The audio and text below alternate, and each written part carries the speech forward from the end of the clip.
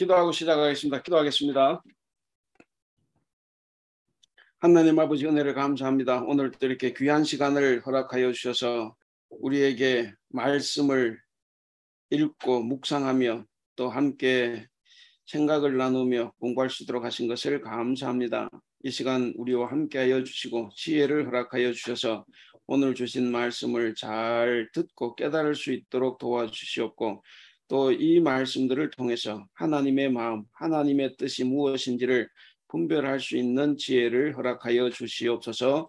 감사하며 우리 주님 예수님의 이름으로 기도하옵나이다. 아멘. 예, 이제 창세기 38장 이거 이제 그 내용은 내용 구체적으로는 잘 모를지라도 이제 이런 것이 있다는 건 우리가 이제 잘 알지 않습니까? 38장. 예. 우리가 한번 읽어 볼까요? 예, 38장 1절부터 5절까지 호정환 권사님 1절부터 5절까지 우리 호정환 권사님 한번 읽어 주시고 6절부터 11절까지 우리 김경희 권사님 한번 읽어 주시고 그리고 12절부터 16절까지 우리 이수정 집사님 읽어 주시고 그 다음에 17절부터 21절까지 서영미 집사님 네, 한번 읽어 주시고 그 다음에 22절부터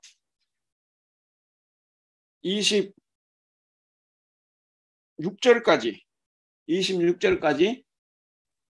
우리 팽지경 집사님 읽을 수 있는지 모르겠네요. 예, 팽지경 집사님 예, 읽어 주시고 그 다음에 나머지는 제가 읽겠습니다. 예, 지금부터 한번 읽어보겠습니다. 네. 그 후에 유다가 자기 형제들로부터 떠나 내려가서 아둘람 사람 히라와 가까이 하니라. 유다가 거기서 가나안 사람 수아라 하는 자의 딸을 보고 그를 데리고 동침하니 그가 임신하여 아들을 낳음에 유다가 그의 이름을 에리라 하니라. 그가 다시 임신하여 아들을 낳고 그의 이름을 오난이라 하고 그가 또다시 아들을 낳고 그의 이름을 셀라라 하니라. 그가 셀라를 낳을 때 유다는 거십에 있었더라. 유다가 장자 엘을 위하여 아내를 데려오니 그의 이름은 다말이더라. 유다의 장자 엘이 여호와가 보시기에 악함으로 여호와께서 그를 죽이신지라. 유다가 오난에게 이르되 내 형수에게 들어가서 남편의 아우된 분분을 행하여 내 형을 위하여 씨가 있게 하라. 오난이 그 씨가 자기 것이 되지 않을 줄 알므로 형수에게 들어갔을 때에 그의 형에게 씨를 주지 아니하려고 땅에 설정하매 그 일이 여호와가 보시기에 악함으로 여호와께서 그도 죽이시니 유다가 그의 며느리 다말에게 이르되 수절하고 내 아버지 집에 있어 내 아들 셀라가 장성하기를 기다리라 하니 셀라도 그 형들 같이 죽을까 염려함이라. 다말이 가서 그의 아버지 집에 있으니라. 얼마 후에 유다의 아내 수아의 딸이 죽은지라. 유다가 위로를 받은 후에 그의 친구 아둘람 사람 히라와 함께 딥나로 올라가서 자기의 양털 깎는 자에게 이르렀더니 어떤 사람이 다말에게 말하되 내 시아버지가 자기 양털을 깎으려고 딥나에 올라왔다 한지라.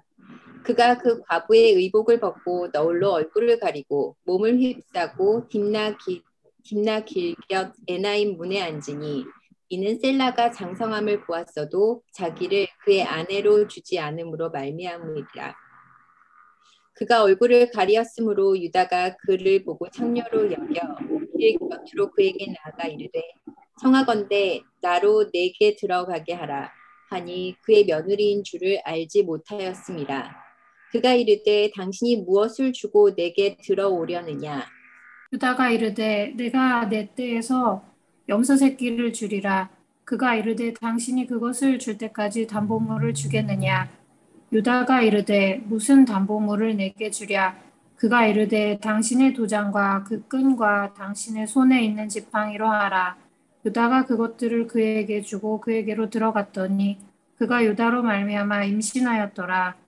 그가 일어나 떠나가서 그 너울을 벗고 과부의 의복을 도로 입으니라. 유다가 그 친구 아둘람 사람의 손에 부탁하여 염소 새끼를 보내고 그 여인의 손에서 담보물을 찾으려 하였으나 그가 그 여인을 찾지 못한지라. 그가 그곳 사람에게 물어 이르되 길 곁 에나임에 있던 창녀가 어디 있느냐. 그들이 이르되 여기는 창녀가 없느니라. 그가 유다에게로 돌아와 이르되 내가 그를 찾지 못하였고 그곳 사람도 이르기를 거기에는 창녀가 없다 하더이다 하더라. 유다가 이르되 그로 그것이 가지게 두라. 우리가 부끄러움을 당할까 하노라. 내가 이 염소 새끼를 보냈으나 그대가 그를 찾지 못하였느니라. 석 달쯤 후에 어떤 사람이 유다에 일러 말하되 내 며느리 다말이 행음하였고 그 행음함으로 말미암아 임신하였느니라. 유다가 이르되 그를 끌어내어 불사르라. 여인이 끌려 나갈 때에 사람을 보내어 시아버지에게 이르되 이 물건 임자로 말미암아 임신하였나이다. 청하건대 보소서. 이 도장과 그 끈과 지팡이가 누구의 것이니까 한지라. 유다가 그것을 알아보고 이르되 그는 나보다 옳도다. 내가 그를 내 아들 셀라에게 주지 아니하였습니다. 하고 다시는 그를 가까이 하지 아니하였더라. 해산할 때에 보니 쌍태라. 해산할 때에 손이 나오는지라. 산파가 이르되 이는 먼저 나온 자라 하고 홍색 실을 가져다가 그 손에 메었더니 그 손을 도로 들이며 그의 아우가 나오는지라. 산파가 이르되 네가 어찌하여 터뜨리고 나오느냐 하였으므로 그 이름을 베레스라 불렀고 그의 형 곧 손에 홍색 실 있는 자가 뒤에 나오니 그의 이름을 세라라 불렀더라. 아멘. 예, 오늘 이 본문이 우리에게 이제 여러 가지로 이렇게 가르쳐 주는 것이 좀 있어요. 일단 제목은 유다와 다말 둘 중에 누가 더 의로운가? 누가 더 의롭다고 하면 그럼 도대체 왜 그럼 그를 더 의롭다고 생각을 하는가 이거죠. 예, 혹시 그 생각들을 좀 해보셨습니까? 제가 이거 빨리빨리 만들어서 드리면 좋은데, 예, 아마 생각들을 많이 하셨으리라 생각을 합니다. 우리가 보통 이제 이 이야기를 들을 때 과거에 어떻게 들었습니까? 혹시 유다가 둘 중에 누가 더 의인이라고 생각을 했습니까? 뭐 둘 다 나쁜 놈 같긴 한데, 예. 근데 굳이 또 따지면 유다라고 생각하는 사람도 있을 거고 뭐 그럴 수 있으리라고 봅니다. 자, 어찌됐든 오늘 그 이야기를 보시면 일단 이야기는 세 부분으로 나눕니다. 본문의 구조가 1절에서 11절까지. 예. 사실 여기 보면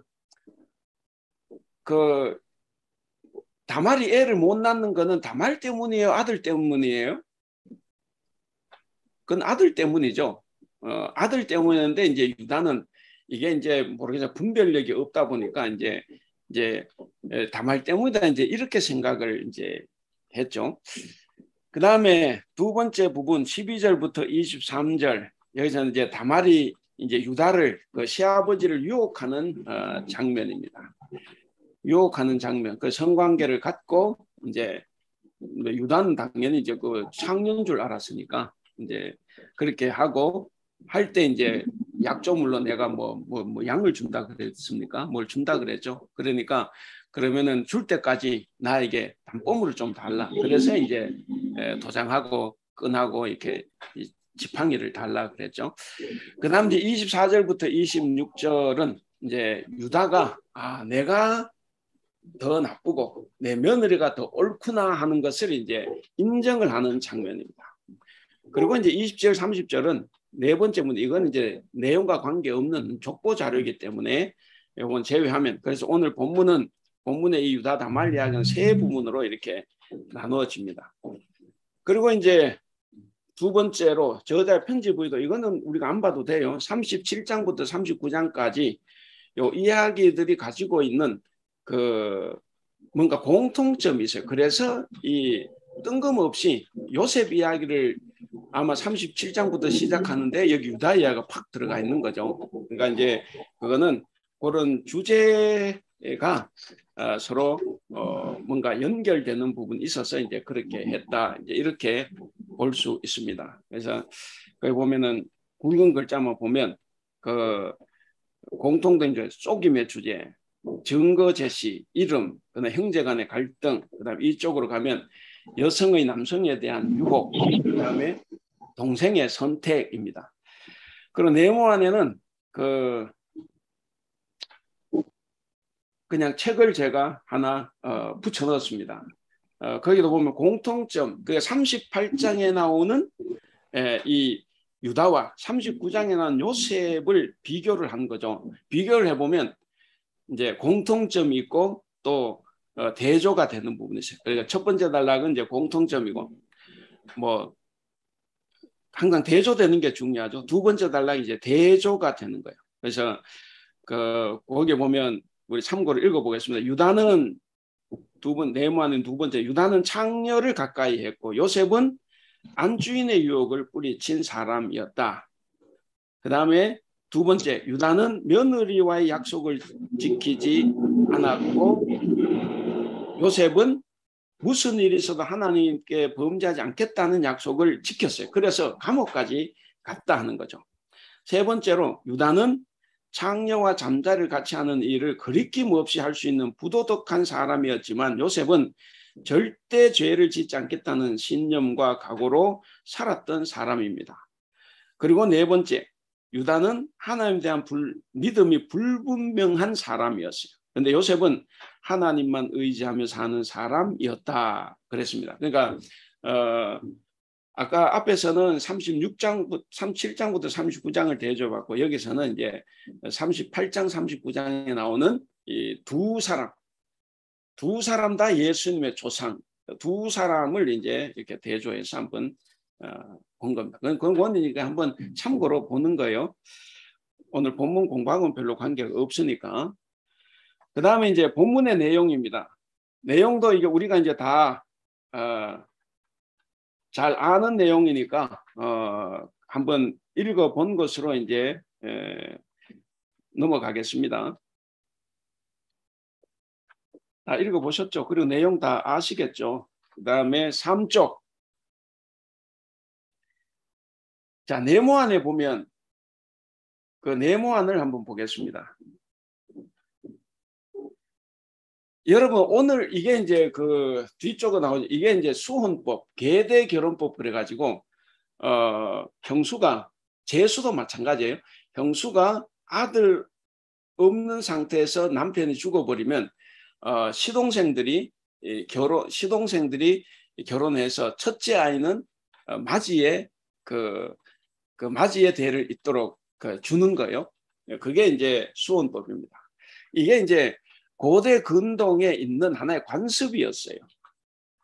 근데 이 관습이 율법으로 들어왔습니다. 신명기 25장에 보면 그게 율법으로 들어왔어요. 그러니까 이제 그 신명기 25장 5절에서 10절 한번 한번 적으세요. 신명기 25장 5절에 10절을 보시면 거기에 이제 이게 모세 율법 안으로 이게 들어와요. 그럼 우리가 성경 말씀을 문자대로 지켜야 된다고 주장하는 사람들이 많죠. 우리 한국 교회에 보수적인 교단들은 대부분 성경 문자대로 지켜야 된다고 이렇게 이야기를 하는데 이거 문자적으로 지켜야 됩니까? 안 됩니까? 이거 안 되죠. 그러니까 문자적으로 지킬 수가 없어요. 오늘날은 이거 지키면 큰일 나죠. 근데 이게 이제 고대 메소포타미아 그리고 그것이 유대 율법으로 들어와서 이제 유대 사회에서 이걸 이제 지켰던 거지 이걸 우리가 지키는 건 아니에요. 그래서 이제 그런 것이 율법으로 들어와서 여러분들 그 마태복음 그 22장에 보시면 그 22장 24절에 보시면 바리새인들 와서 질문하는 게 있어요. 뭐 형수가 지금 이렇게 하라고 했는데 부활에 대한 질문을 할 때 그 질문이에요. 7명의 아들인데 다 아들 없이 죽어가지고 이 부인이 7명과 다 결혼을 한 거야. 그럼 천국에 가면 그러면 이 여인은 누구의 남편이냐, 누구의 아내냐, 이걸 이제 질문을 해요. 이거 질문한 사람들은 이제 부활이 없다고 하는 사두개인들인데 어쨌든 그런 이야기들이 있어요. 그러니까 계대 그 수혼법 이런 고대 결혼법이 우리 그 율법에도 들어왔지만 오늘날 우리가 그걸 지켜야 되느냐 하는 것 이제 문제가 있죠. 그래서 네모안을 한번 보겠습니다. 네모안을 보시면 그 우리 첫 번째 단락 우리 김경희 권사 한번 읽어 주실래요? 이 이야기에서 우리는 이스라엘의 혼례 간습의 중요한 일면을 배웠다. 그들의 혼례법과 부부 윤리나 성 윤리를 우리 시대와 사회의 그것들과 비교해 볼 때 이해하지 못할 대목들이 많다. 성경에 기록된 모든 규정을 우리 시대의 글자 그대로 적용시키면 커다란 무리가 생기는 것은 당연하다.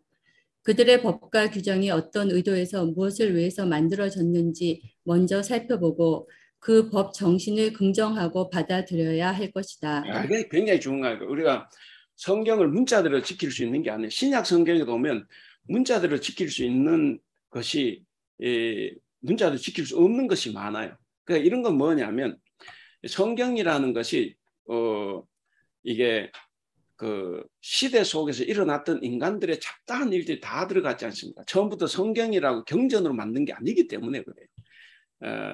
그래서 이제 이런 것들이 들어가 있는데 그 중요한 거는 법 정신을 잘 봐야 됩니다.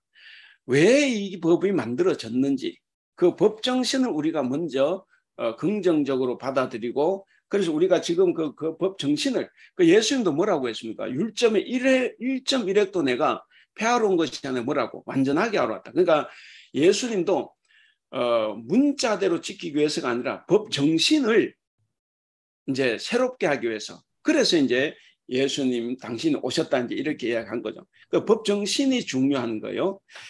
그래서 두 번째 단락을 보시면 우리 이수영 집사님 예를 들어서 한번 읽어주실래요?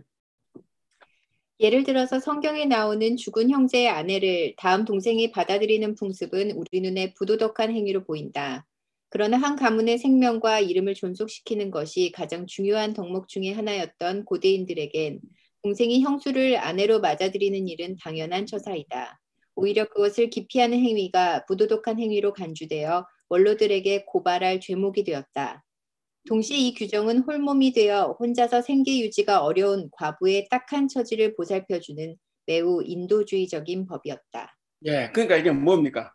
이게 고대 근동에 고대에서 널리 행해졌던 법이 이제 그 율법에까지 들어오게 된 것은 이 법 자체가 고대 세계에서 인도주의적인 법이었기 때문에 율법도 받아들인 거예요. 여러분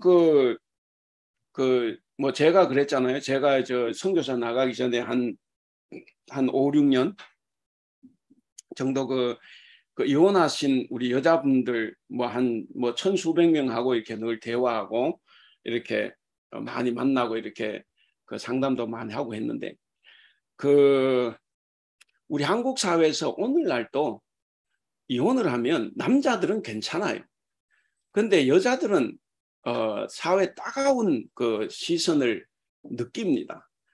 그래서 이제 뭐 옛날 같은 불과 한 1, 20년 전만 해도 그 이혼을 하면 다들 지하 세방으로 들어가요. 돈이 없으니까. 그래서 이제 빚도 없는 데서 이렇게 살아가고 있는데 그러니까 오늘날에도 이혼을 하고 혼자 살면 굉장히 삶이 힘들어요. 고대 세계는 더 심하죠. 더 심한 유대는 이스라엘은 이 지구상의 가장 가부장적인 사회입니다. 그건 도대체 이해가 안 가요. 하나님은 평등하다고 창조를 해놓았는데 근데 왜 유대 사회가 저렇게 가부장적이 됐는지.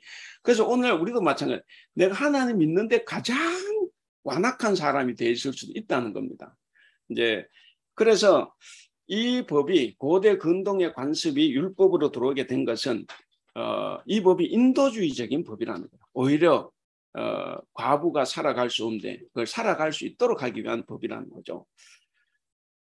그래서 한 가지 제가 또 다른 이야기를 좀 하면 아까 이제 동생 이야기가 나왔는데 여러분 그 장자가 고대 세계에서 지금도 우리도 그렇지만 그 장자권이라는 게 있지 않습니까? 그 야곱이 이제 장자권 때문에 그 사단이 난 것 아니에요. 여러분 장자권 그 율법에 있겠습니까? 없겠습니까? 장자권이나 이 수원법도 고대 근동 세계의 하나의 관습이었어요. 근데 이 수원법은 율법 안으로 들어왔습니다. 모세가 그것을 율법 안에 넣었어요. 그럼 장자권은 율법에 들어왔겠습니까? 안 들어왔겠습니까? 제가 이렇게 질문하는 의도를 보면 지금 안 들어왔으니까 저렇게 묻는 거겠죠? 예, 안 들어왔어요. 왜 장자권은 안 들어왔을까? 수원법은 오히려 더 부도덕한 것 같은데 이 수원법은 율법 안으로 들어왔는데 장자권 이것은 율법 안으로 안 들어왔어요. 왜 그런지 이제 생각해 볼 수 있겠습니까? 이 수원법은 인도주의적인 고대 세계에서 인도주의적인 경향을 띄어요. 가장 천하고 약하고 정말 비참하게 살아가야 될 과부를 보호하는데 그만한 법이 고대 세계는 없는 거죠. 근데 장자권은 그게 아니에요. 안 그래도 장자권 때문에 야곱의 가정 사탄 나는 거 보세요. 그 오늘날 또 뭐 모르겠어요. 그런 것 때문에 날 수 있잖아요. 이제는 뭐 좀 유산 법이 좀 뭐 바뀌었는지 모르지만 어쨌든 이제 그런 게 있어요. 그래서 여러분 성경에 보면 만약에 그 장자권이 율법에 나오는 거라고 하면 어때요? 그 여기 훌륭한 인물들이 장자로 내려갔어요? 아니면 차자나 장자가 아닌 사람으로 내려갔습니까? 그 다윗은 몇째예요? 장자입니까? 아니죠. 다윗 말제잖아, 말제. 7번째 혹은 역대기에서는 8번째라 그래요. 어쨌든 막내요, 막내. 솔로몬은 장자입니까? 아니죠. 솔로몬의 지휘형도 엄청 많아. 싸워서 다 죽어가지고 예, 마지막 아도니아인가 그 지형하고 이제 그 이제 정말 왕위 다툼을 벌여가지고 결국 자기가 승리했죠. 그래서 이제 솔로몬이 왕건 솔로몬 한 뭐 10번째인지 몰라요. 그렇죠. 그렇고 우리가 생각하는 그 모든 사람들이 야곱은 몇째예요? 이삭과 야곱이잖아요. 야곱도 장자가 아니죠. 요셉이 장자입니까? 아니죠. 그럼 유다, 예수 중에 유다가 장자입니까? 아니죠. 장자는 루벤이었죠. 루벤. 그리고 더 재밌는 거 여러분이 저 생각해 보시면 요셉 이제 그 야곱이 이제 그 기근 때문에 이제 그 자식들이 이제 그 이집트 땅으로 가자. 그렇게 해서 이집트 땅에 요셉이 살아있더라. 그래서 이제 요셉한테 갔지 않습니까? 요셉한테 갔는데 이 요셉이 이제 자기 아들 둘이가 있죠. 므낫세하고 에브라임인가? 그 있는데 그 이제 아버지한테 이제 축복을 받으러 갔어요. 그 이제 자 보세요. 이렇게 하면 오른손 있는데 장자를 앉히고 왼손 있는데 차자를 앉혔어요. 그런데 축복할 때 어떻게 했는지 아세요? 우리가 성경에 보시면 창세기 48장 13절을 보시면 아까 13절은 이렇게 똑바로 했어요. 그런데 14절에 뭐라고 합니까? 14절에 이스라엘이 그러니까 야곱이 우수를 펴서 차자 에브라임의 머리에 얹고 좌수를 펴서 므낫세의 머리에 얹으니 므낫세는 장자 팔을 어긋맞겨 이래버린 거예요. 그러니까 이렇게 축복을 해야 되는데 야곱이 이렇게 축복을 해버린 거죠. 그래서 오른손이 차자를 이제 한 거예요. 이것도 웃기잖아요. 그러니까 성경이 보면 철저하게 장자로 안 내려가요. 최초 인간도 장자의 그 예배를 받았습니까? 차자의 예배를 받았습니까? 하나님도 시작하시면서 차자를 받았어요. 차자를. 그러니까 우리가 이렇게 생각해 보면 이게 신앙의 대가 내려갈 때 장자로 내려간 것은 거의 없습니다. 그리고 장자권도 수원법처럼 고대 근동의 하나의 관습이었지만 수원법은 들어왔어도 율법에 들어왔어도 장자권은 들어오지 않았어요. 그것은 무슨 말씀이냐면 이 장자권은 오히려 안 그래도 사회에서도 더 많은 걸 주는데 이 율법까지 그렇게 되면 어떻게 됩니까? 율법 하나님의 법정신은 가난한 자를 더 위하는 거예요. 약한 자.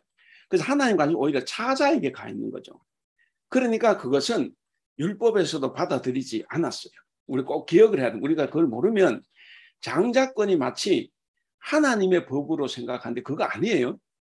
그거 아니고 그럼 야곱이 그렇게 싸웠던 거죠. 헛짓한 거죠. 하나님은 걔가 차자였기 때문에 걔에게 복을 주신 거예요. 그럼 가만히 있어도 지가 복을 다 받는데 근데 지가 이제 세상적인 사고를 하는 거죠. 지가 장자가 아니니까 혹시나 복을 뺏기면 어떻게 되나. 그래서 지가 장자권을 살려고 자꾸 한 거죠. 이거는 인간의 그 탐욕이죠. 하나님은 그렇게 하기 전에 이미 그 야곱을 축복하셨지 않습니까? 하나님은. 그러니까 우리가 그런 것을 보면 우리 하나님의 법정신이 어떻다 하는 걸 우리가 꼭 기억을 해야 됩니다. 하나님은 약한 자, 가난한 자. 그래서 우리 율법이서라고 하는 창세, 출애굽, 레위기, 민수, 신명기까지 그 율법들이 다 약자 보호법입니다. 그래서 방금 이 수원법이 오히려 오늘날 우리 시각으로 봤을 때는 굉장히 부도덕한 법 같은데 이건 이제 율법 안으로 들어왔어요. 근데 오히려 오늘날 우리도 장자권 이런 게 생각하잖아요. 장자. 여러분 다 장자 좋아하잖아요. 장자를. 근데 여러분들 잘 생각을 하셔야 됩니다. 하나님은 장자로 내려가는 게 아니라 차자를 통해서 뭔가 자꾸 내려가요. 그래서 우리가 장자도 사랑하지만 하나님께서 사랑하시는 장자 이외에 자녀들도 우리가 오히려 더 또 잘 관심을 가지고 이제 보살펴 봐야 됩니다. 그렇지 않으면 이제 문제가 일어나죠. 어쨌든 장자법은 오히려 율법에서 안 받아들이는 것이 오히려 약자를 보호하는 게 됩니다. 그래서 성경은 자꾸 이렇게 장자로 안 내려가. 그래서 꼭 기억해야 됩니다. 장자권은 율법이 아니에요.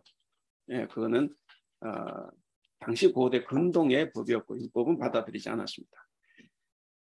자, 그래서 어쨌든 이제 한번 그게 인도주의적인 법이다. 그래서 이 법 정신을 우리가 이제 살리는 거지. 그걸 문자대로 우리도 수원법을 우리가 지켜야 되는 건 아니다 하는 거죠.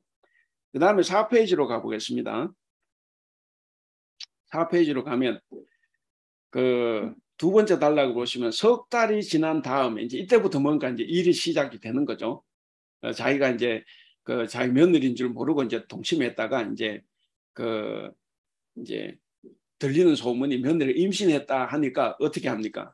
내가 저를 불살라. 그러니까 화형이 당시에 그게 하나 고대 근동도 관습이기도 했고 초창기 성경에도 그런 게 있어요. 화형. 그러니까 이거는 뭐냐면 화형이 살아 이 말은 유다가 굉장히 분노했다 이 말이죠. 그래서 이제 화형에 처하려고 이제 데리고 나오라 그랬는데 이제 그 세 가지 담보물을 내니까 이게 자기가 결국에는 그 일을 저지른 거 아니에요. 그래서 이제 근데 어쨌든 그 이야기 때문에 이제 결국 내 며느리가 나보다 옳다 이렇게 이제 이야기한 거죠. 그래서 석 달쯤 지난 다음에 그거 한번 읽어보겠습니다. 예, 우리 혹시 팽지경 집사님 석 달쯤 지난 다음에 4쪽의 두 번째 단락 한번 읽어주실래요? 석 달쯤 지난 다음에 다말이 창녀 노릇을 하고 임신했다는 소식을 유다가 들었다. 유다는 그녀를 끌어내어 화형에 처하라고 하였다. 밖으로 끌려 나온 다말이 자신이 갖고 있던 담보물을 유다에게 보내며 말했다. 저는 이 물건 임자의 아이를 배웠습니다. 유다는 그것을 살펴보고 이렇게 말했다. 그 아이가 나보다 옳다.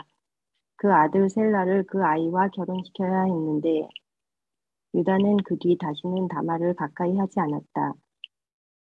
그 아이가 나보다 옳다. 유다는 아들 셀라가 다 성장하였음에도 불구하고 당연히 해야 하는 의무를 하지 않았다. 반면에 다말은 그 가문을 잇는 후손을 잉태하고 낳는 자기 의무에 충실하여 하였고 그 집안의 아이를 가졌다. 방법이 일반적이지는 않지만 유다는 자신이 행하지 않은 일, 셀라를 주지 않은 일과 자신이 한 일, 임신시킨 일을 다 인정하고 다말이 자신보다는 옳다고 선언한다. 다말이 옳다고 인정함으로써 태중의 아이도 인정한 것이다. 다말이 해산하여 쌍둥이를 낳아 그 이름을 베레스와 세라라 하였다. 이 쌍둥이는 훗날 유다의 후손들을 이루는 주요 인물이 된다. 예, 그 보시면 이제 아무래도 자기가 이제 보니까 결국 자기가 다말보다는 더 의롭지 못하죠. 거기 그 중간에 그 아이가 나보다 옳다 하고 거기 뭐 유다는 아들 셀라가 분명히 성장했는데도 불구하고 의무를 행하지 않았어요. 당시에 그 관습 하지 않았고 반면에 다말은 그 관습을 지키려고 노력한 거죠. 그래서 그 다말은 그 가문을 잇는 후손을 잉태하고 낳는 자기 의무에 충실하려고 한 거예요. 그러니까 누가 더 옳습니까? 자기 의무를 하지 않은 유다가 그러고 자기 의무를 다 하고자 했던 이 다말이 옳은 겁니다. 그래서 다말이 결국 그 집안의 아이를 갖게 된 거죠. 그러니까 거기 나온 것처럼 방법이 일반적이진 않지만 유다는 자신이 행하지 않은 일, 그러니까 셀라를 줘야 되는데 안 줬잖아요. 이거는 큰 잘못이죠. 큰 잘못입니다. 그 일과 자신이 한 일, 이제 임신시켰잖아요. 그 일을 다 인정을 한 거죠. 그 인정을 하고 이제 다시는 이제 그 다말을 만나지 않았다 그러죠.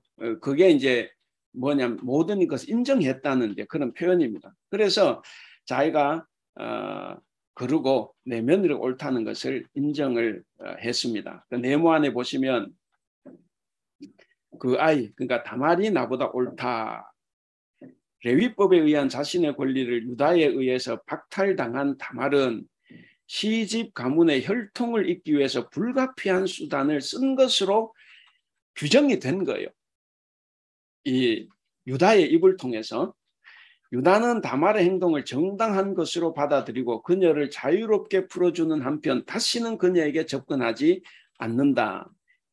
이스라엘 사람들은 다말의 지혜와 용기를 두고두고 찬송하고 기억하게 되었다. 룻기와 마태복음. 이따가 한번 보겠습니다. 성경은 창녀를 찾은 유다나 시아버지와 관계하여 아들을 낳은 다말에 대하여 아무런 윤리적인 판단을 하지 않는다. 그렇죠. 누가 잘했다 못했다 이야기는 하지 않아요. 그럼 성경을 읽어보시면 자 보세요. 성경을 읽을 때 판단하는 게 있어요.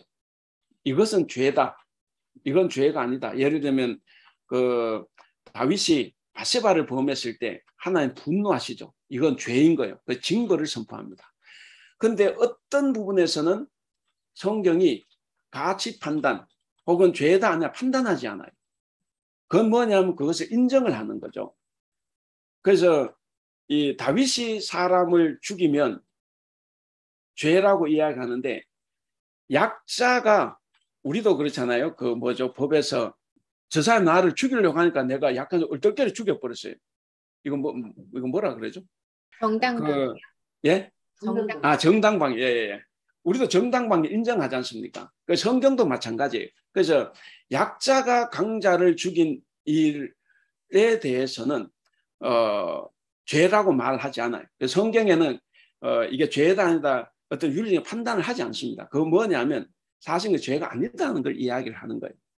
이제 우리가 성경을 볼 때 그걸 잘 봐야 됩니다. 그래서 그걸 보지 않으면 우리는 무조건 이렇게 뭐 나쁘게 볼 수 있는데 어쨌든 그걸 봐야 되고 여기도 마찬가지죠. 성경은 윤리적인 판단을 하지 않습니다. 않았다는 것은 이 과부인 다말은 자기 공동체에서 해야 될 일을 정상적으로 처리한 거예요. 왜? 시아버지 그 약속을 안 지켰기 때문에. 그래서 오히려 약속을 안 지키는 시아버지를 가르치게 된 거죠. 그래서 자기의 사명을 다했다. 그래서 네모 안에 마지막 그 줄을 보면 우리의 삶 안에 하나님의 지상 명령이 과연 무엇인가 명상하고 그분의 뜻을 실천하도록 하자. 과부 다말은 그 뜻을 잘 실천을 했다 하는 이야기입니다. 자, 그런 이야기고, 그 다음에 이제 본문의 중심이 24절부터 26절까지 말씀입니다. 유다가 잘못을 인정한 부분이에요.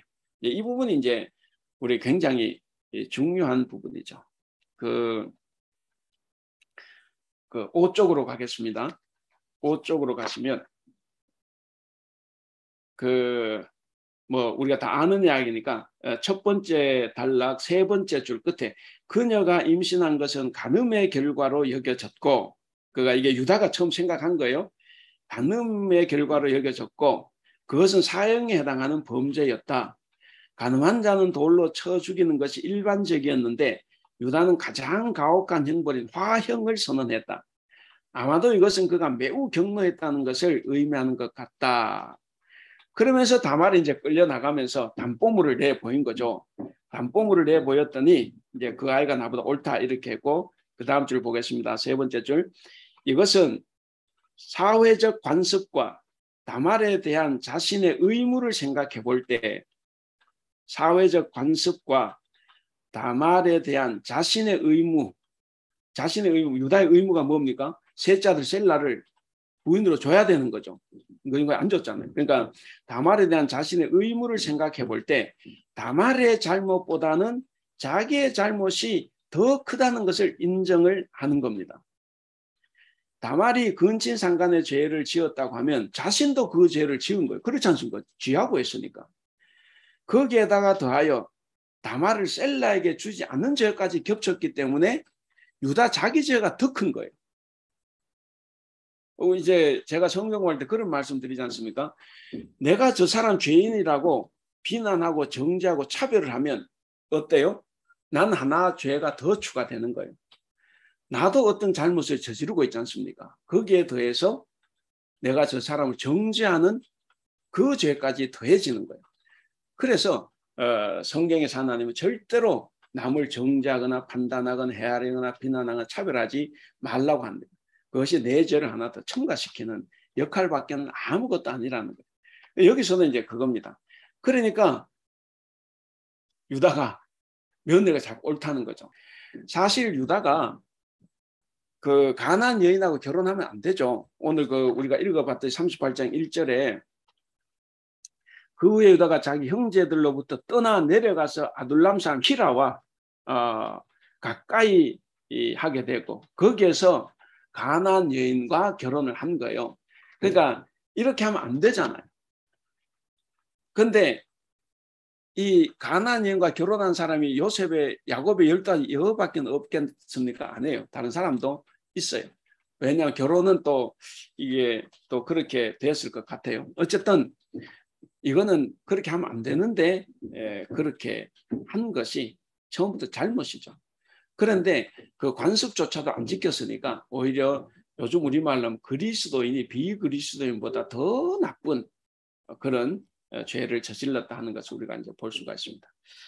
자, 5쪽 그 다말의 행동에 대한 거기 한번 읽어보겠습니다. 우리 서영미 집사님 그 다말의 행동에 대한 그 5쪽의 세 번째 단락 한번 읽어주실래요? 다말의 행동에 대한 더 구체적인 평가는 본문에서는 언급하지 않는다. 그러나 그녀에게 죄가 없음을 인정했다는 것은 분명하다. 룻기 4장 12절은 다말의 그러한 행동이 적법하며 칭송받을 만한 것으로 여겨졌다는 것을 보여준다. 즉 다말의 행동은 근친상간의 법을 어기는 것이 아니라 남편의 대를 잇기 위한 정당한 행동으로 공동체에서 인정되었다는 것이다. 본문은 이후에 유다가 다말과 셀라를 결혼시켰는지에 대해서 침묵한다. 다시는 그를 가까이 하지 아니하였더라. 여호와께서 이 젊은 여자로 말미암아 내게 상속자를 주사 내 집이 다말이 유다에게 낳아준 베레스의 집과 같게 하시기를 원하노라 하니라는 유다가 다말을 가족 구성원으로 인정했고 그가 도덕적인 인물이었다는 것을 암시한다. 예, 그 본문에서 이제 더 구체적인 언급은 일단 죄가 없다 인정했다는 게 이제 중요하고, 그 다음 셋째 줄 다말의 행동, 넷째 줄 거기 줄을 쳐보시면 남편의 대를 잇기 위한 정당한 행동으로 공동체에서 인정되었다는 것, 이게 이제 다말의 행동이에요. 그러니까 그 다말의 행동이 오히려 정당한 행동으로 공동체에서 인정을 받았다 하는 거죠. 이제 유다의 말이 그래서 이제 중요한 거죠. 그리고 다시는 그를 가까이 하지 않아야겠다. 이것은 이제 가족 구성을 인정했고 그가 나보다는 더 도덕적인 인물이다라는 것을 암시했습니다. 자, 이제 그 메시지 넘어가는데 그 넘어가니 잠시 좀 쉬겠습니다. 쉬시면 혹시 하실 말씀들 있으면 이렇게 좀 하시고. 저도요, 정말 오래전에 한 15년 전 그때쯤에 어떤 친구가 이거에 대해서 얘기를 한 적이 있는데 반박을 못했었어요. 예. 저는 그러니까 그 친구가 이제 기독교를 안 믿기 때문에 이제 전도를 해볼까 하고 얘기를 했었는데 나는 기독교가 근친상간을 해서 너무 싫어 막 이런 얘기를 하는 거예요. 예. 근데 사실 저도 그런 거에 대해서는 이제 자세히 몰랐기 때문에 그러니까 고대의 법 뭐 이런 거를 설명을 못했기 때문에 참 난감했던 그러니까 할 말이 없었던 적이 기억이 나네요. 그렇죠. 예. 여러분 생각해 보시면 우리가 한 40년 제가 어렸을 때 드라마에 보면 요즘 그런 게 잘 없는데 남편이 첫째 부인인데 또 둘째 부인 데려오고 또 셋째 부인 데려오고 막 이래요. 그러니까 뭐 그 시대는 또 그게 괜찮아요. 요즘 그랬다가는 뭐 이제 진짜 뭐 난리 나지만 그러니까 이게 그대로 갈수록 이제 그런 오늘날 우리 윤리관념이 아니고 있고 우리도 뭐 그 근친상간들이 사실 뭐 그대로 가면 당연히 있었을 거잖아요. 그러니까 이거는 이제 사실 이게 지금 어느 시대죠 이게? 유다. 이거니까 우리나라 고조선 이전이에요. 이 시대를 따지면 고조선 이전 시대입니다. 그러면은 이 당시 근친상간이 당연히 합법적이고 합리적인 거였겠죠. 그러니까 우리는 이제 그걸 안 하고 오늘 우리 시각으로 딱 성경을 보니까 이제 이게 이해가 안 되고 그러다 보니까 이제 누가 안 믿는 사람들이 질문을 하면 그 대답을 못 하는 거예요. 그래서 우리가 이제 좀 배워서 그 시대 이미 아까 말씀드렸듯이 고조선보다 더 오래된 그 전 시대의 이야기가 지금 이 이야기라는 거죠. 예, 그래서 그 전 시대로 돌아가서 우리가 이해를 해봐야 됩니다. 그래서 그 이제 팽 집사님 이제 말씀하셨는데 그래서 아까 이제 네모안에 읽은 것처럼 그냥 오늘날 우리가 이걸 받아들이는 건 아니에요. 이걸 받아들이는 오늘날은 그 법정신을 아까 말 장자권은 오늘날 우리가 보기에도 이게 오히려 율법에 들어와야 될 것 같아. 이거는 안 들어왔고. 근데 우리가 오늘날 우리 시가 부도덕하게 여기는 수원법이 들어왔다는 거죠. 그러니까 이건 이제 약자 보호와 관련되는 하나님의 그 당시 세계에서 이 약자 보호를 위한 하나님의 그 마음이다. 이제 그렇게 볼 수가 있죠. 겠네요. 제가 여기 이해하기로는 수원법 이런 거는 이해가 되는데 여기에 보면 이 다윗의 조상이 베레스 그러면 예수님의 그 계보가 여기서 나왔다는 얘기 아니에요. 그렇죠. 예. 근데 왜 그 많은 그 좋은 혈통 그 요셉의 혈통이 아니고 왜 하필이면 이 근친상간의 혈통에서 이 다윗과 예수님의 계보가 이어지는지 나는 그게 약간 이해가 좀 안 돼. 하나님 뜻이 어디에 있는지는 그거는 저희들로서 이제 알 수가 없지만 뭐 수원법도 괜찮고 뭐 장자권도 괜찮은데 왜 하필이면 이 계보가 이 베레스에서 나왔는지 그게 참. 예. 여러분들 어떻게 생각하세요? 일단 마태복음 그 1장 3절에 보면 이제 그게 나오죠. 유다는 다말에게서 베레스와 세라를 낳고 베레스는 헤스론을 낳고 이렇게 해서 이제 이제 베레스로 이제 내려가는데 어찌됐든 그러니까 예수님 자꾸 왜 그래요? 이게 이제 하나님의 오묘한 섭리죠. 원래 우리 족보에도 여자 이름은 원래 안 돼. 요즘 모르겠는데 여자 이름은 안 들어가지 않습니까? 그래 들어간다고 하면 아주 큰 인물이면 들어가는데, 근데 이 예수님 족보에는 여인이 5명이 들어가는데 다 불결한 여인이에요. 이스라엘 사람들로 봐서 다 이방인이지 않습니까? 라합, 다말, 그 다음에 또 뭐 누가 있나? 그리고 마지막 예수님의 엄마 마리아. 오늘날 우리는 거룩하게 보지만 당신은 뭡니까? 당시에는 남편 없이 애를 낳은 거예요. 그 당시 입장에서는 굉장히 정말 불결한 여자죠. 그러니까 이 모든 여인들이 다 불결. 그럼 이건 뭐냐? 더더욱 다윗은 또 뭐라고 이야기합니까? 이제 질문이 나왔으니까 다윗은 뭐라고 해요? 다윗은 그 6절에 이새는 다윗 왕을 낳으니라. 다윗은 자 보세요. 우리야의 아내에게서, 이건 바세바도 아니에요. 그가 남의 아내에게서 누구를 낳은 거예요? 이게 보통은 다 바세바에게서 솔로몬을 낳고 이렇게 해야 되는데 이건 또 그것도 아니야. 그것도 아니라 우리야의 아내에게서 솔로몬을 낳은 거죠. 이게 이 성경이 보면 정말 애들만 장난이 아니에요. 이건 뭐냐면 예수님 유대인들 너희가 선민이라고 너희 피를 자랑하지 너희 피도 별 볼 일 없는 피라는 거예요. 그리고 예수님이 고귀한 피로만 내려온 것이 아니라 이런 인간들의 잡다한 이 피를 통해서 나왔다는 거예요. 그래서 이 족보를 통해서도 예수님은 뭐냐? 우리가 생각할 때는 고귀한 피로 내려오면 좋겠잖아요. 근데 하나님은 그렇게 보지 않아요. 하나님은 더럽고 약하고 추한 사람들을 더 높이는 분입니다.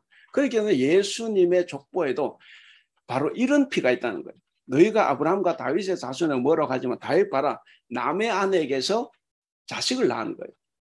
그래서 이 족보를 통해서 우리에게 보여주는 건 뭐냐면 예수님은 모든 인류의 하나님, 그리고 별 볼 일 없고 우리가 천대하고 멸시하는 그런 사람들을 사랑하는 분, 이것을 이제 이 족보를 통해서 보여주는 겁니다. 그러니까 고귀한 피를 의도적으로 오히려 더 안 적죠. 만약 마태라고 하면. 그래서 성경에 계속 그렇게 나오는 거예요. 그리고 이제 아까 이제 권사님 말 좋은 혈통 좋은데 이제 성경은 이제 그 좋은 혈통이란 인간적인 좋은 혈통이 아니라 하나님이 보실 때 이제 좋은 혈통이죠. 그 좋은 혈통은 인간이 무시한 항상 역전이지 않습니까? 반전, 역설. 그렇기 때문에 우리 인간이 생각하는 좋은 혈통이 아니라 하나님께서 생각하실 때 좋은 혈통. 그것은 모든 피를 다 말하는 거죠. 그래서 예수님 족보에 훌륭한 사람도 있지만 이런 사람들도 있다 하는 것을 이제 보여줍니다. 그래서 마태복음의 족보는 특별히 마태복음 누가 읽어요? 마태복음의 독자는 유대인입니다. 유대교인들. 그러니까 유대인을 전도하기 위해서 쓰면서 예수님은 유대인의 왕으로 왔다고 쓰면서 이걸 또 동시에 넣는 거예요. 그러니까 이 마태가 대단한 거죠. 그래서 자꾸 우리가 선민이라고 막 그러지 말라는 거예요. 다윗 봐라. 다 이런 다른 사람에게서 이렇게 애를 낳고 그러면서 이제 이방 여인도 넣고 막 그렇게 하는 거죠.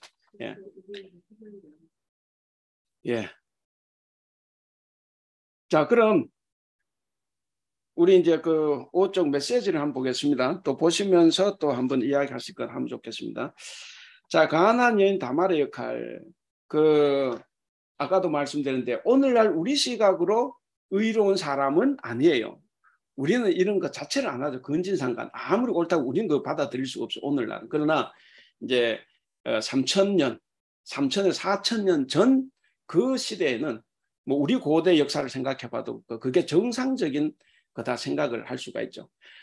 그런 걸 생각해 보면 가나안 여인의 이것도 오늘 우리 시각이 아니라 당시 시대로 돌아가서 우리가 한번 봐야 됩니다. 그럼 한번 읽어보겠습니다. 5쪽 아까 서영미 씨 읽으셨나요? 그럼 우리 이수정 집사님 가나안 여인 다말의 역할 한번 읽어주실래요? 다말은 아이가 없이 남편이 죽은 불행한 여인이었다. 그녀는 하나님이 징벌을 받아 죽은 남편 엘의 대를 잇기 위하여 족장 시대의 결혼 관습에 따라 남편의 동생 오난과 결혼하였다. 그러나 오난은 다말을 통하여 아들을 낳아도 그가 자신이 아니라 형의 대를 이을 아이였기 때문에 다말이 아이를 낳지 못하도록 하였다. 이것은 족장시대의 사회에서 용납될 수 없는 행위였다. 오난이 아이를 낳지 못하고 죽자 다말은 이제 당시의 결혼 관습에 따라 유다의 막내 아들인 셀라와 결혼해야 했다. 그러나 유다는 셀라가 다말과 결혼할 경우 마지막 남은 아들마저 죽을지 모른다고 생각하고 결혼을 미루면서 다말에게는 친정에 가서 기다리라고 했다. 유다가 약속을 지키지 않자 다말은 창녀로 변장하여 유다의 아들을 낳는 데 성공했다.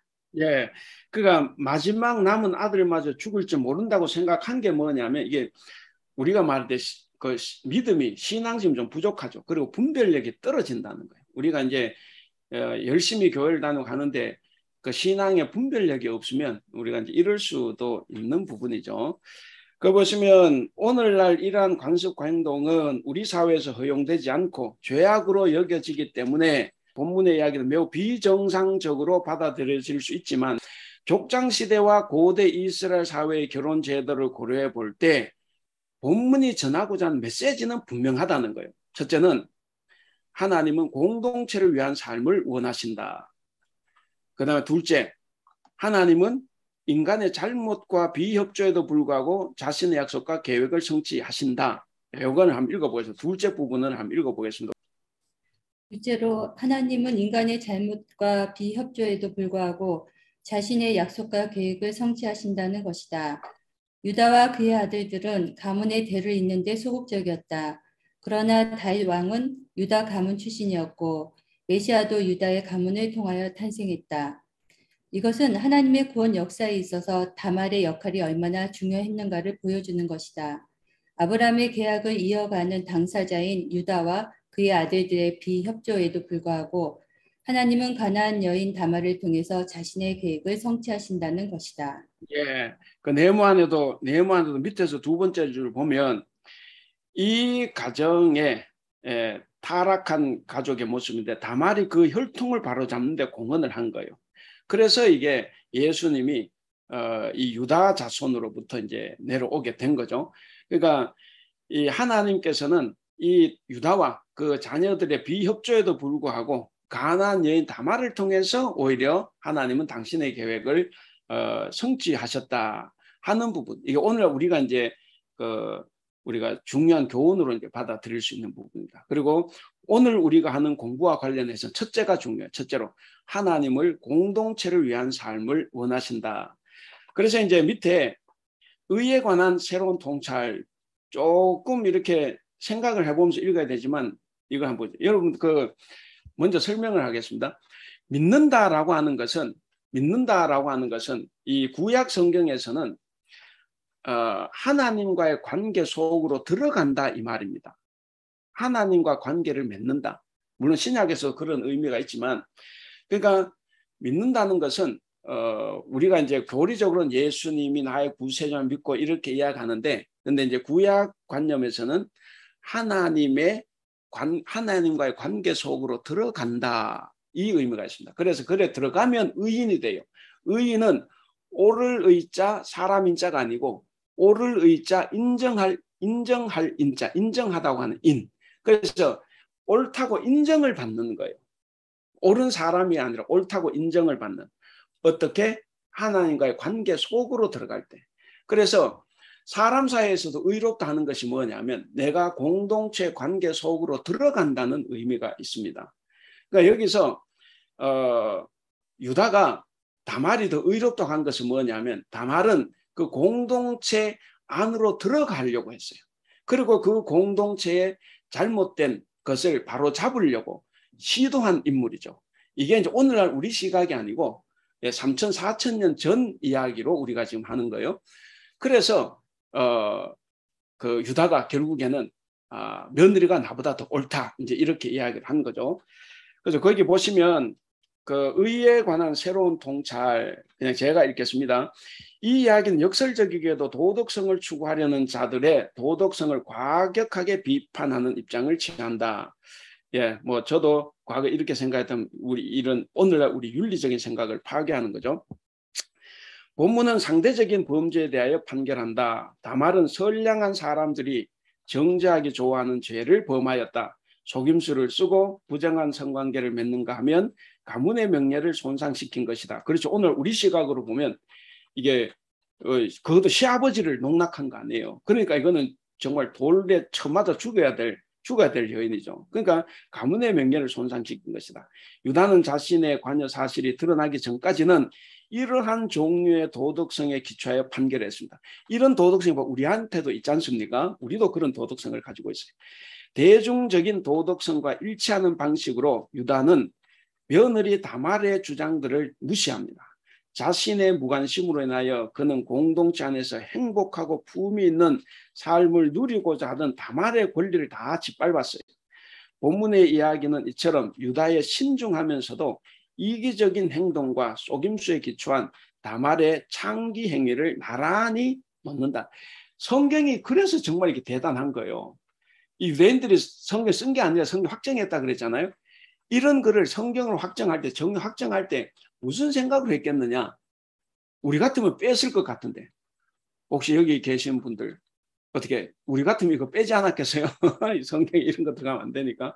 근데 이제 다 이 사람 넣었죠. 자, 이러한 상황 속에서 유다의 입으로부터 의에 관한 새로운 통찰이 생겨난다.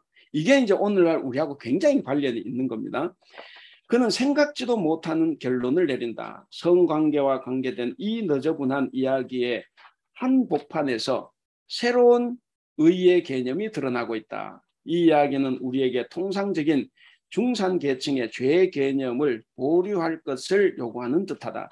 여기서 우리가 가장 심각하게 받아들여야 하는 것은 성적인 관습을 깨뜨린 다말의 행위가 아니라 힘없고 약한 여성을 보호하고자 하는 공동체의 품위를 손상시킨 유다의 행위이다.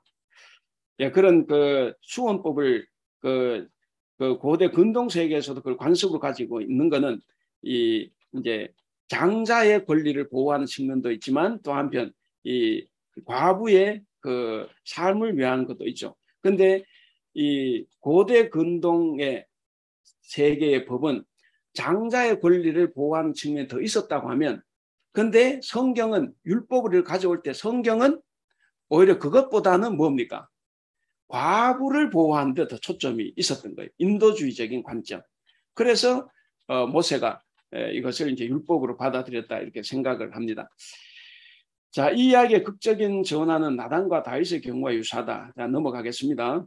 그 다음 단락 보시면 이 본문을 조금만 넘어서면 복음 메시지에 담겨있는 새로운 의에 도달할 수 있다. 예, 우리가 이걸 못 넘어갈 수 있잖아요. 근데 이제 우리가 여기서 다시 우리가 3,000, 4,000년 시대로 돌아가서 우리가 요 본문을 조금만 넘어서면 복음 메시지에 담겨있는 새로운 의에 도달할 수 있다 하는 거죠. 새로운 의는 전통적인 규칙들과 위장된 무지함을 넘어서서 공동체가 주는 선물들을 자유롭게 받아주는 쪽. 뒤에 가면 예수님 이야기가 나오는데 예수님도 당시에 그 어떤 법, 당시의 규정과 규칙으로는 어땠습니까? 예수님은 사형당할 사람이었죠. 그래서 이제 매일 그 핍박을 받았지 않습니까? 그걸 깨는 거예요. 그 유다가 예수님 이전에 이미 그걸 깨버렸다 하는 거예요. 자, 본문의 이야기, 그 붉은 글자, 본문의 이야기는 그녀의 속임수에 관심 없다. 그러나 유다의 경우와는 달리 화자는 공의가 행해지는 것을 보기 위해 세상적인 방식에 의존했던 다말이 새로운 의를 가르치고 또 그것을 구현하셨던 예수님의 선구자적인 역할을 했다 하는 거죠. 그러니까 다말은 그냥 당시 방식에 의존했을 뿐이에요. 그렇잖아요. 당시 방식에 의존했을 뿐이었지만 그러나 이것이 알고 보니까 이제 새로운 의를 가르치고 있는 거예요. 누구에게? 유다에게. 그래서 유다가 그것을 인정을 해버리고 결국 예수님의 선구자적인 역할을 했다. 거기 보면은 위험스럽게도 예수님 역시 예법의 이름으로 억압을 정당화하려는 옛의를 이제 비판하셨다 그랬습니다. 자, 그리고 그까지 한번 보시고 이제 마지막입니다. 오늘 우리 질문의 주제가 유다와 다말 누가 더 의로운가 이겁니다. 그래서 이제 인간의 의는 뭐를 인간의 의라고 하느냐, 이거 팽지경 집사님 한번 읽어주세요. 인간의 의 그 첫 번째 달라. 인간의 의. 구약 성경에서 인간의 의는 전적으로 관계 개념 안에서만 파악되고 이해된다. 고대 이스라엘에 있어서는 인간의 행동이란 이념적 규범에 의하여 측정하거나 판단하지 않고 어디까지나 공동체적 관계성에 의해서만 판단한다. 즉 공동체의 관계가 요구하는 바에 바르게 대응하는 것, 그것이 곧 의였다. 그러므로 의는 고유한 도덕적 성격이나 어떤 주관적 성경의 경건을 의미하지 않고 공동체적 관계에서의 성실을 의미했다. 예컨대 가난한 자를 돕는 긍휼한 행위가 의로. 잠깐만요. 네, 거기까지. 주관적 성격인데 제가 성경이 잘못 적었네요. 그 고유한 도덕적 성격, 어떤 주관적 성격의 경건을 의미하지 않고 공동체적 관계에서의 성실, 그 성실. 하나님은 우리에게 성실하신 분이다. 우리가 그렇게 고백하지 않습니까? 또 성경에 나오고 성실하신 분. 그 우리도 하나님과 사람을 성실해야 되는데 여기서는 이제 다말의 성실성에 뭐냐? 유다는 성실에 반하는 행동을 했어요. 근데 이 다말은 그렇지 않았죠. 다말은 공동체적 관계에서 그 성실이 자기의 임무를 다 한 거예요. 고대 세계에서 이제 그런 것을 이야기합니다. 그래서 저는 구약 성경에서 인간의 의는 관계 개념 안에서 파악을 한다 그랬습니다. 그래서 줄쳐놓은 부분, 공동체의 관계가 요구하는 바에 바르게 대응하는 것, 그것이 의입니다. 그러니까 그 구약 성경을 보면 하나님은 공동체적으로 많이 따지죠. 아간이 범죄했을 때 이스라엘 전체가 벌을 받아요. 예를 그런 겁니다. 그래서 하나님은 개인적인 죄도 따지지만 공동체의 죄도 따져요. 오늘 우리가 예를 들어 교회 다니는데 교회 공동체를 흔든다? 아무리 내가 좋은 신앙이라고 해도 내가 공동체를 흔들고 공동체 속에서 내가 누구를 비난하고 거짓말하고 이게 불성실해서 혼란에 빠뜨리면 그 굉장히 큰 죄가 되는 거예요. 그러니까 우리가 이제 그런 것을 보면 단순히 죄라는 것이 내가 뭐 나가서 꼭 나쁜 짓 밖에 안 하는 것만이 아니라 나쁜 짓 하는 것만이 아니라 공동체를 흔드는 것도 그것도 죄다는 것을 우리가 이제 느낄 수가 있습니다. 자, 그다음 예컨대 그랬습니다. 우리 그다음에 읽을 사람이 서영미 집사님 7쪽 제일 밑에 거기 한번 읽어주세요. 예컨대 가난한 자를 돕는 긍휼한 행위가 의로 간주하기도 했다. 그러나 보다 더 구체적인 예는 사울에 대한 다윗의 태도와 유다의 며느리인 다말의 태도에 대한 구약 성경의 평가에서 찾을 수 있다. 즉 다윗은 그를 학대하는 사울을 선대했다는 관계에서의 성실 때문에 의롭다고 평가되었으며 다말은 그의 시아버지를 유인하여 그의 시아버지의 아이를 임신하고서도 오히려 죽은 남편의 가족 공동체에 성실했다는 것 때문에 시아버지보다 더 의롭다고 평가받았다. 물론 이것은 하나의 극단적인 예라고 할 수 있다. 그러나 그것은 인간의 의란 어디까지나 관계의 성실에서 입증되어야 한다는 구약적 표현의 가장 좋은 예라고 할 수 있다. 예, 그 관계에서의 성실, 공동체에 성실했다 이제 이거고, 이제 다시 한 번 더 말씀을 드리면 쉽게 그 장자권이 있고 수원법이 있는데 장자권은 둘 다 고대 근동 굉장히 중요한 관습이었죠. 우리도 옛날에 서울이 수도당 그 관습법 600년 관습법이라 그래가지고 이렇게 막 그거를 이제 막 하고 했는데 어쨌든 이 굉장히 중요한 관습법이었습니다. 그런데 장자권은 들어오지 않았어요. 근데 이 수원법은 들어왔다. 왜 들어왔느냐? 원래 수원법이라는 건 장자의 권리를 가문을 보존해 주는 거예요. 그 고대 근동에서는. 근데 하나님께서 이것을 율법으로 집어넣을 때는 장자의 권리를 보호해 준다는 의무보다 더 강한 것이 뭐냐면 과부를 보살펴 주는 거예요. 과부를 보살펴 줄 수 있는 방법이 바로 이 수원법이었습니다. 그래서 인도주의적인 법이 된 거예요. 그래서 그쪽 그러니까 고대 근동 세계와 성경이 받아들인 거는 약간 차이가 있어요. 그리고 장자권을 안 받아들인 건 장자권은 이건 사실 이 밖에 있어도 그렇고 장자권이 율법 안으로 들어와도 그렇고 이건 항상 가진 자를 더 강하게 만들어 주는 거예요. 그래서 그거는 안 들어왔다. 그렇게 생각을 하시면 좋겠고, 그리고 여기서 다말이 의롭다 하는 것은 계속 여기 이제 지적하는 것처럼 오늘 우리 시각으로 보면 이건 이해가 안 되는 것이고, 그러나 당시에 그 구약적인 관점에서는 이제 공동체를 살리려고 그 공동체에 성실했다는 이것이 이제 다말에게 있는 이제 중요한 역할이었죠. 그래서 그가 더 의롭다. 그 유다 시아버지 그 입을 통해서 이게 이제 확정이 돼 버렸죠. 다말이 나보다 더 의롭다는 거. 예. 그렇게 해서 이제 우리가 제목 자체가 유다다 누가 더 의로운가 그랬는데 성경에서는 다말이 더 의롭다. 왜 그런가? 그것은 이제 다말은 공동체에 더 성실했다는 거죠. 자기의 의무를 유다는 자기의 의무를 다하지 않았죠. 셋째 아들을 줘야 되는데 안 주고 그냥 넘어가려고 그랬고 공동체의 의무에 불성실했어요. 그런데 오히려 다말은 뭐 근친상간 성관 이걸 지금 성경에 관심하는 게 아니고 그걸 떠나서 다말은 공동체를 위해서 더 성실했다. 그래서 그가 더 의롭다 하는 판단을 했다. 그래서 오늘 우리가 이제 교훈으로 받아들이면 여러 가지가 있을 수 있는데 우리 공동체적인 삶 그리고 우리 공동체가 대단히 중요하다는 거죠. 아까 말씀드린 것처럼 공동체를 우리가 뒤흔든다, 공동체를 속인다, 혹은 공동체를 불난케 한다. 이것도 내가 바깥에 나가서 윤리적인 죄를 짓는 것보다 더 큰 죄가 될 수 있다는 것도 우리가 이제 기억을 하면 좋겠습니다. 예, 요까지 하겠습니다. 혹시 또 이야기하실 것 있습니까? 네, 시간이 많이 갔네요. 예, 죄송합니다. 시간이 많이 가서 혹시 또 달리 또 질문하실 것 있으면 또 나눌 이야기가 있으면 저한테 카톡으로나 혹은 주일날 이렇게 또 해주시면 좋겠습니다.